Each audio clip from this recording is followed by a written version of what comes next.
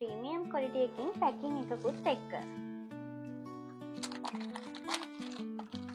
මේ අත්කලත් මෙන්න මේ විදිහට පැක් කරලා එන්න. හායි යාළුවනේ, ඔන්න අද අපි ඕගලන්ට අරන් ආවේ මිරිස් කලක්. හැබැයි නිකම්ම මිරිස් කලක් නෙවෙයි. මේක VIP මිරිස් කලක්. ඇයි දන්නවද අපි මේ මිරිස් කලට VIP මිරිස් කලක් කිව්වේ?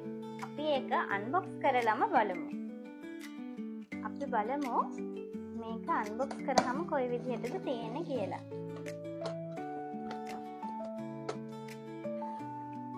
අපේ මේ මිරිස් කල එන්නේ මෙන්න මේ විදිහට ප්‍රීමියම් ක්වොලිටි එකකින් පැකින් එකකුත් එක්ක. ඔයාලට පේනවා ඇති බැලූ බැල්මටම මේක සාමාන්‍ය වෙළඳපොලේ ගන්න පුළුවන් මිරිස් කලක් නෙවෙයි කියලා. මේක පදම් කරපු මිරිස් කලක්.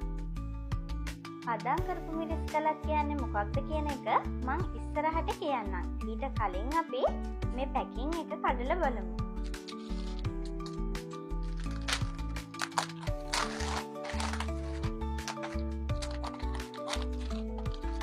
මේ අත්කලත් මෙන්න මේ විදිහට පැක් කරලා එන්න. අපි ඒකත් පැක් එක කඩලා බලමු. ඔයගොල්ලෝ කවදාවත් හිතුවද ලංකාවෙන් මේ වගේ ප්‍රීමියම් ක්වොලිටි එකකින් පැකින් පිටම මිරිස් කලක් ඔයාලට අරගන්න පුළුවන් කියලා? මේ මිරිස් කලේ විශේෂත්වය තමයි මේක ඉන්දියන් ස්ටයිල් එකකට හදපු මිරිස් කලක්. ඒ වගේම මේක හදලා තියෙන විශේෂ ඩිසයින් එක නිසා මේ අත්කල වැටෙන්නේ නැති වෙන්න රඳවන්නත් පුළුවන්. මේ මිරිස් කලේ දිග වෙන්නේ අඟල් 15යි, පළල අඟල් 10යි. එතකොට මේ උස වෙන්නේ අඟල් 2.5යි. ඒ වගේම මේ මිරිස් කලේ අත්කලත් හොඳ බරට තියෙනවා. ඒ වගේම මේ වගේ හොඳ ඩිසයින් එකකුත් එක්ක තමයි ඕගොල්ලන්ට එන්නේ. ඒක නිසා අඹරන්න හරිම පහසුයි.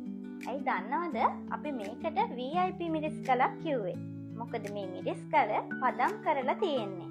ඔයගොල්ලෝ දන්නවනේ මිරිස් කලක් හරියට පදම් නොකර පාවිච්චි කරොත් මොකද වෙන්නේ කියලා. අද කාලේ ගොඩ දෙනෙක් හරියට මිරිස් කලක් පදම් කරන්නේ කොහොමද කියලා දන්නේත් නැහැ. අනිත් එක ඒගොල්ලන්ගේ කාර්යබහුල ජීවිතෙත් එක්ක එහෙම දෙයක් කරන්න වෙලාවකුත් නැහැ. ඉතින් ඒ හැම දේ ගැනම හිතලා ඔයාට පුළුවන් දැන් අපෙන් මෙන්න මේ පදම් කරපු මිරිස් කල පර්චේස් කරන්න. ඉතින් මිරිස් කලක් පදම් කරාම මෙන්න මේ විදිහට ගල් කුඩු යන්නේ නැතුව හොඳ කළු පාටට තියෙන්න ඕනේ.